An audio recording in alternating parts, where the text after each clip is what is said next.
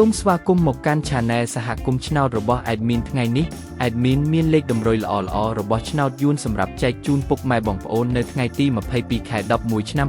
2025 នេះដូចនេះ Admin មិនចង់ឲ្យចំណាយពេលវេលារបស់ពុកម៉ែបងប្អូនយូរតោះយើងមកតាមដានលេខតម្រុយរបស់យើងទាំងអស់គ្នាសម្រាប់លេខតម្រុយ2លេខមានលេខ97លេខ88សម្រាប់លេខតម្រុយអូស2លេខមានលេខតម្រុយទី1រអូស90និងលេខតម្រុយចុងក្រោយអូស80សម្រាប់លេខតម្រុយ3លេខមាន